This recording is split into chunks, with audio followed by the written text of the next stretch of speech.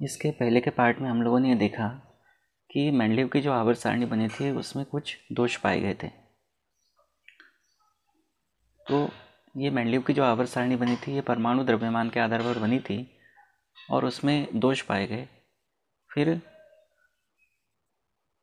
आधुनिक आवर्त सारणी आई और इस आधुनिक आवर्त सारणी का जो आधार है वह है परमाणु क्रमांक। आधुनिक आवर्त सारणी जो है ये परमाणु क्रमांक के आधार पर बनी है। तो आज हमको परमाणु क्रमांक के ऊपर ये काम करना है कि परमाणु क्रमांक एक्चुअल में ये अवधारणा जो है वो कैसे आई। तो इसके लिए हम आज काम करेंगे परमाणु क्रमांक पर। तो इसके पहले आप लोगों ने एक प्रयोग कक्षा 9वीं में भी पढ़ा है और 11वीं में भी है, रदरफोर्ड का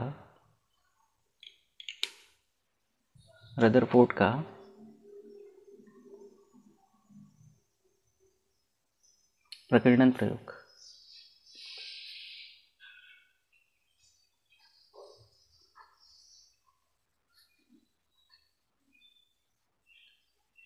रदरफोर्ड के प्रकीर्णन प्रयोग में क्या हुआ था कि जो स्वर्णपत्र लिया था और इस स्वर्णपत्र पर तीव्रगामी अल्फा कणों की बौछार की थी और ये देखा था कि कुछ अल्फा कण सीधे निकल जाते हैं, कुछ अपने मार्ग से विचलित हो जाते हैं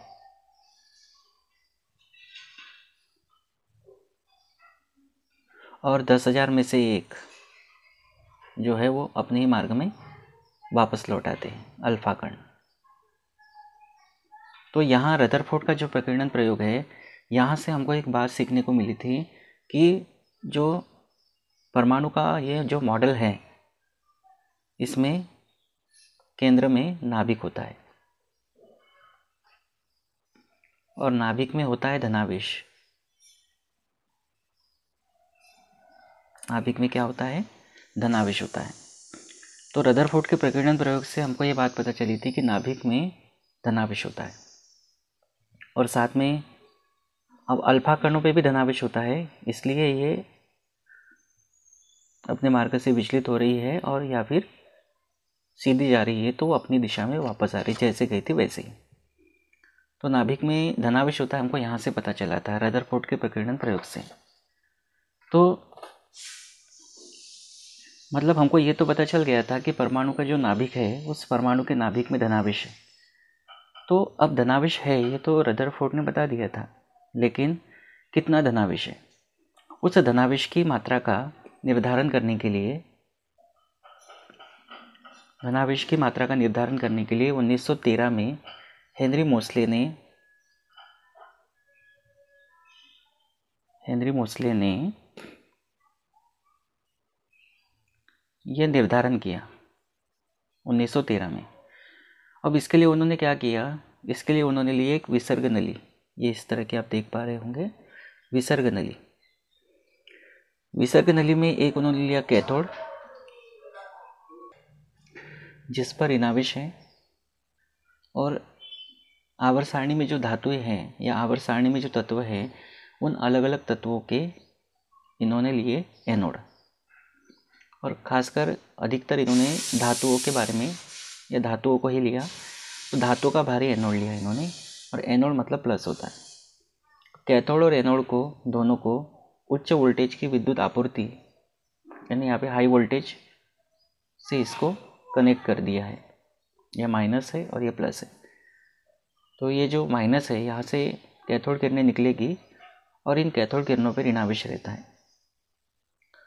तो ये कैथोड किरणें जो है, ये कैथोड किरणें जब इस धातु के भारी एनोड पे जाके टकराएंगी तो टकराने के बाद यहाँ से एक्स किरणें निकलती है, इस तरह से निकल रही है, एक्स किरणें निकलती हैं।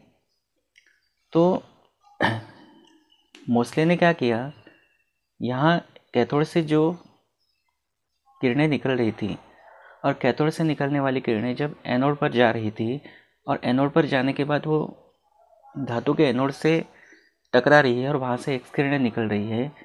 तो ये जो एक्स किरणें निकल रही है इन एक्स किरणों की आवृत्ति का, एक्स किरणों की आवृत्ति,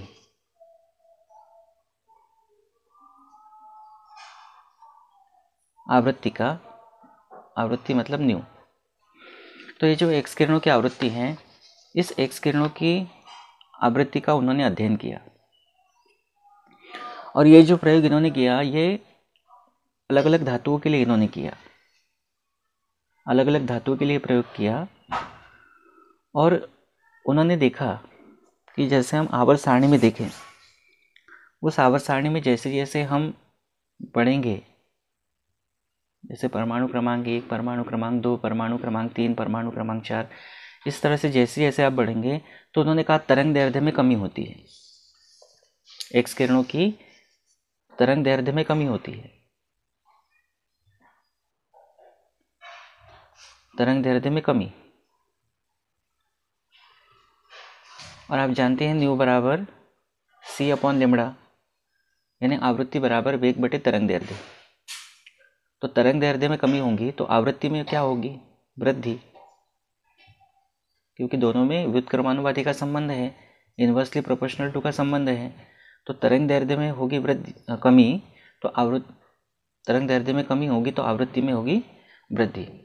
तो इन्होंने क्या पाया? इन्होंने ये पाया कि जो एक्स किरणों की आवृत्ति है, एक्स किरणों की जो आवृत्ति है, इस एक्स किरणों की आवृत्ति का जो वर्गमूल है, ये जो प्रोटॉन है, नाभिक में जो प्रोटॉन रहते हैं, धनावेश है, प्रोटॉनों की संख्या के सीधे समानुपाती पाया गया। क्या? ये जो एक्स किरणों की आवृत्ति है वो, एक्स किरणों की आवृत्ति जो न्यू है, ये नाभिक में जो प्रोटॉन है, जैसा मैंने आपको बताया था, धनावेश यानी प्रोटॉन है। तो ये पाया गया कि एक्स किरणों की जो आवृत्ति है, अलग अलग धातुओं के लिए, अलग अलग तत्वों के लिए, तो आवृत्ति का जो मान है और उसका जो वर्गमूल निकालते हैं, वर्गमूल निकालने के बाद वो प्रोटॉनों की संख्या के समानुपाती आ रहा था। यानी नाभिक में जितने प्रोटॉन हैं, आवृत्ति का वर्गमूल अलग अलग तत्वों के लिए अलग अलग आ रहा था और प्रोटॉनों की संख्या के बराबर आ रहा था।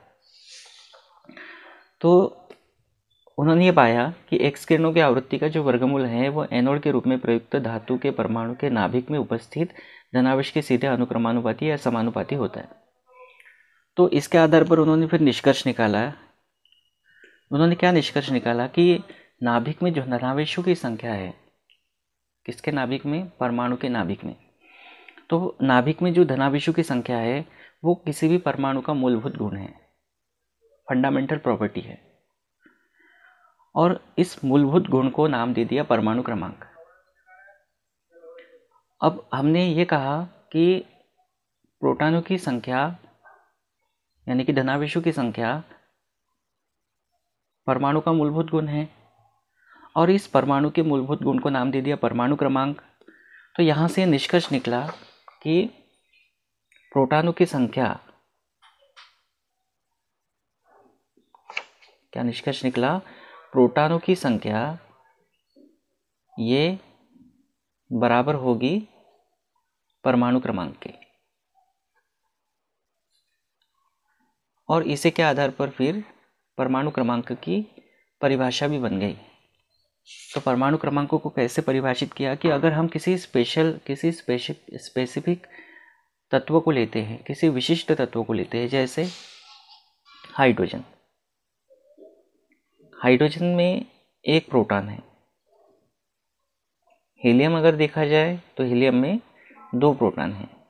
लिथियम में अगर देखा जाए तो 3 प्रोटॉन हैं। और थोड़ा सा अगर आगे जाए, सोडियम में अगर देखा जाए तो 11 प्रोटॉन है। ये प्रोटॉनों की संख्या है। अब ये जो प्रोटॉन है, और हमने कहा कि प्रोटॉनों की संख्या बराबर परमाणु क्रमांक, तो ये जो प्रोटॉनों की संख्या है यही हो गया हमारा परमाणु क्रमांक। तो हाइड्रोजन का परमाणु क्रमांक 1, हीलियम का परमाणु क्रमांक 2, लिथियम का परमाणु क्रमांक 3, सोडियम का 11 और भी होते हैं, पोटेशियम का 19। तो ये कहाँ से पता चला? ये मोसले के प्रयोग से पता चला कि आवृत्ति का जो वर्गमूल है वो प्रोटॉनों की संख्या है, और प्रोटॉनों की संख्या जो है वो परमाणु का मूलभूत गुण है, और उसी को उन्होंने कह दिया, मूलभूत गुण को परमाणु क्रमांक। तो इस तरह से परमाणु क्रमांक बराबर हो गया प्रोटॉनों की संख्या। तो इसके आधार पर परमाणु क्रमांक की परिभाषा बनी कि किसी विशिष्ट तत्व के परमाणु के तत्व का संबंध परमाणु से है, किसी विशिष्ट तत्व के परमाणु के नाभिक में उपस्थित, वो तत्व का परमाणु, परमाणु का नाभिक, नाभिक में उपस्थित प्रोटॉनों की संख्या को ही उस तत्व के परमाणु या उस तत्व के परमाणु की भी कह सकते हैं, या तत्व की परमाणु संख्या या परमाणु क्रमांक कहा जाता है। अब परमाणु जो है,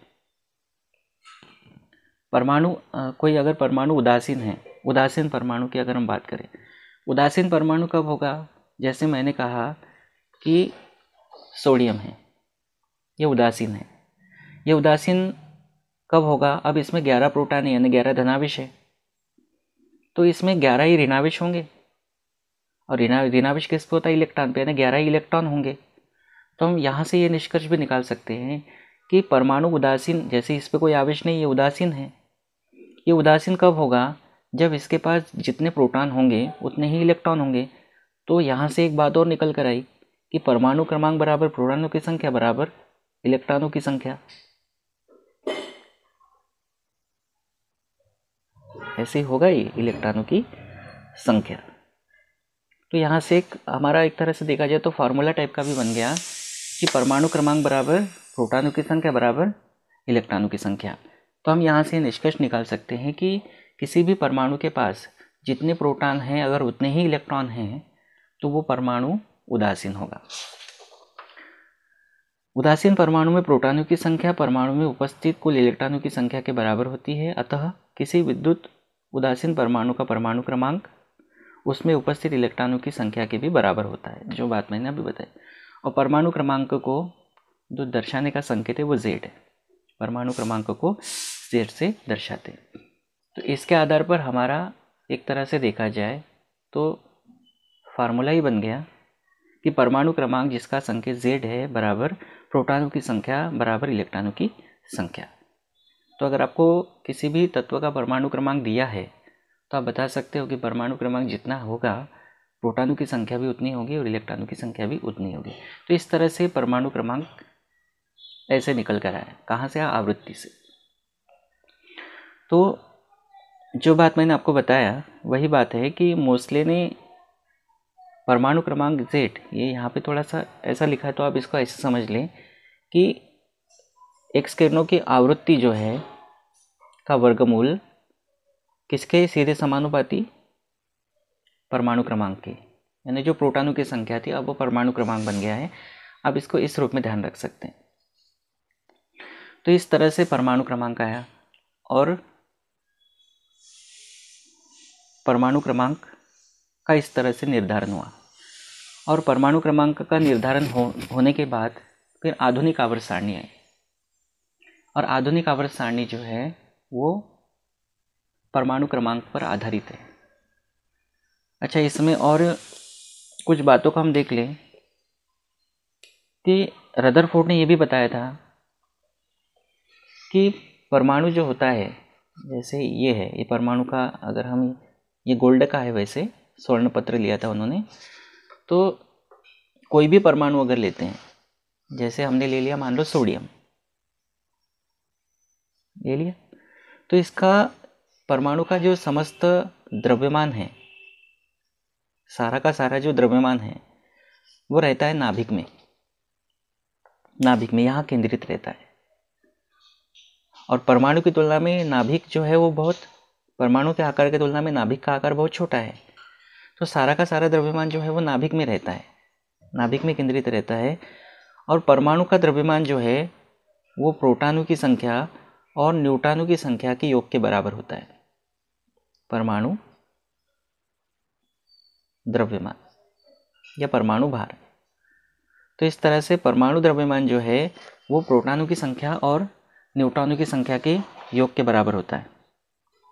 या परमाणु द्रव्यमान प्रोटॉन और न्यूट्रॉनों की संख्या पर निर्भर करता है और दोनों कण नाभिक में स्थित होते हैं। और प्रोटॉन और न्यूट्रॉन चूंकि नाभिक में स्थित होते हैं तो इन दोनों को एक साथ कहा जाता है न्यूक्लियॉन, न्यूक्लियॉन कहा जाता है। किसको न्यूक्लियन कहा जाता है? प्रोटॉनों और न्यूट्रॉनों की संख्या को, दोनों को एक साथ सामूहिक रूप से न्यूक्लियन कहते हैं। अब बात आती है न्यूट्रॉन की। ये बात भी ध्यान रखिए कि सबसे पहले इलेक्ट्रॉन की खोज हुई थी, फिर प्रोटॉन की खोज हुई थी, और बहुत बाद में न्यूट्रॉन की खोज हुई थी। पहले इलेक्ट्रॉन की खोज हुई, फिर प्रोटॉन की, और सबसे बाद में न्यूट्रॉन की खोज हुई। तो जैसे मैंने लिया सोडियम, इसका क्रमांक, परमाणु क्रमांक 11 और परमाणु द्रव्यमान या परमाणु भार 23 है।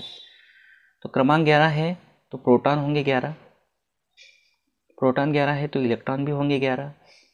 न्यूट्रॉन निकालने के लिए, न्यूट्रॉनों की संख्या निकालने के लिए परमाणु द्रव्यमान में से परमाणु क्रमांक को घटाते हैं, तो यह आ जाता है 12। ये न्यूट्रॉन 12 हो गए।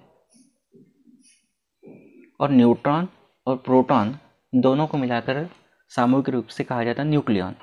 और प्रोटॉन और न्यूट्रॉन को जब जोड़ते हैं तो जोड़ने के बाद वो बनता है हमारा परमाणु द्रव्यमान। तो इनको न्यूक्लियन कहा जाता है क्योंकि इनमें से प्रत्येक कण का द्रव्यमान परमाणु भार स्केल यानी एटॉमिक मास यूनिट में इकाई होता है। तो परमाणु द्रव्यमान या परमाणु भार की जो इकाई है वो AMU है, परमाणु द्रव्यमान या भार की इकाई। हालांकि IUPAC ने इसकी इकाई को अब यूनिफाइड कहा है, लेकिन AMU भी चलाते हैं और यूनिफाइड भी ले सकते हैं। तो परमाणु द्रव्यमान की इकाई AMU एटॉमिक मास यूनिट या फिर यूनिफाइड मास या यूनिफाइड द्रव्यमान हो सकती है। तो दोनों का योग करते हैं तो क्या आता है? द्रव्यमान संख्या या परमाणु द्रव्यमान। और प्रोटॉन और न्यूट्रॉनों की संख्या को हमने कहा न्यूक्लियन। अब एक बात मैं आपको बता दूं, दो शब्द यहाँ पर आप देखोगे, एक तो परमाणु द्रव्यमान,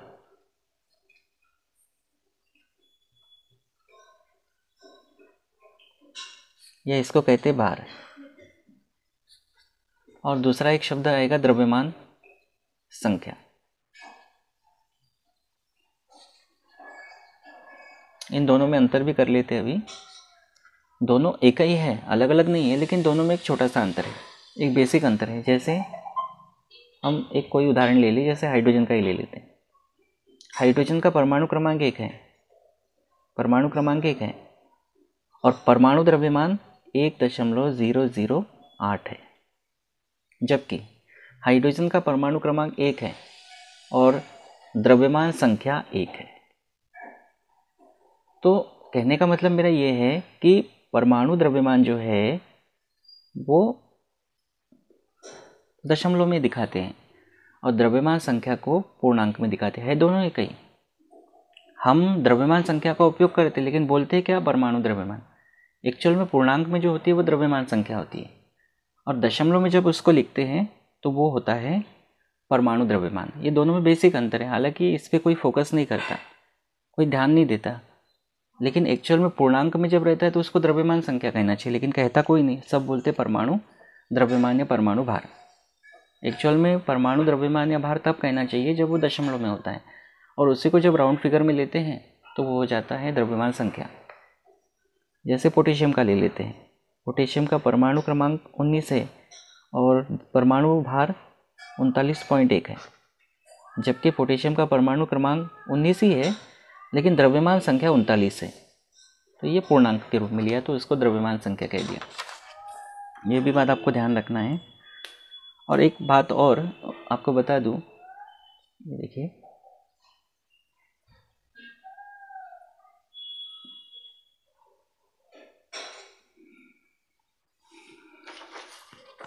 थोड़ा सा कुछ बताया होगा, वो दिखा भी नहीं होगा, लेकिन उसको समझा दिया मैंने। तो एक बात और आपको बता दूं कि कोई भी परमाणु है, ये जैसे ये है, तो इसको दर्शाएंगे कैसे? जैसे प्रतीक के रूप में दर्शाना है तो एक्स बोला तो कोई तत्व या परमाणु का प्रतीक है, ये प्रतीक है।